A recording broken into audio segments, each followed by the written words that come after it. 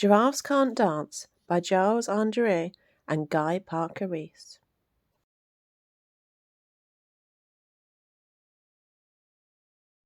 Gerald was a tall giraffe whose neck was long and slim, but his knees were awkwardly bandy and his legs were rather thin.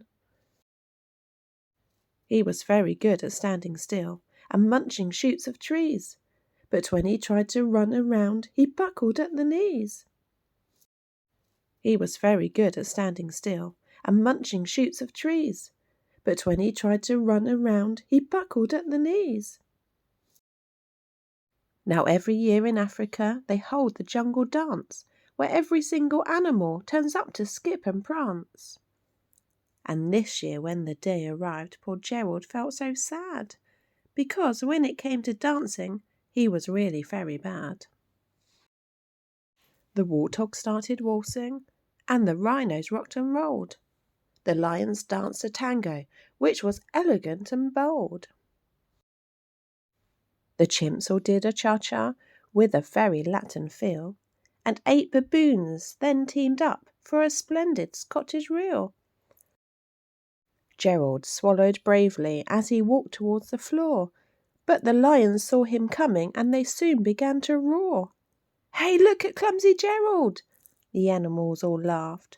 "Giraffes can't dance, you silly fool! Oh, Gerald, don't be daft!" Gerald simply froze up. He was rooted to the spot. "They're right," he thought. "I'm useless. Oh, I look like such a clot." So he crept off from the dance floor and he started walking home. He'd never felt so sad before, so sad and so alone. Then he found a little clearing and he looked up at the sky. "The moon can be so beautiful," he whispered with a sigh. "Excuse me," coughed a cricket who'd seen Gerald earlier on. "But sometimes when you're different, you just need a different song. Listen to the swaying grass and listen to the trees. To me the sweetest music is those branches in the breeze. So imagine that lovely moon is playing just for you. Everything makes music if you really want it to."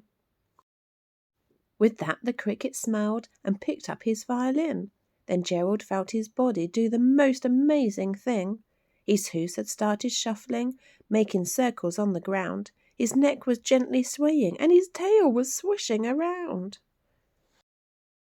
He threw his arms out sideways and he swung them everywhere. Then he did a backward somersault and leapt up in the air. Gerald felt so wonderful, his mouth was open wide. "I am dancing, yes, I'm dancing," Gerald cried. Then one by one each animal who'd been there at the dance arrived while Gerald boogied on and watched him quite entranced. They shouted, "It's a miracle! We must be in a dream.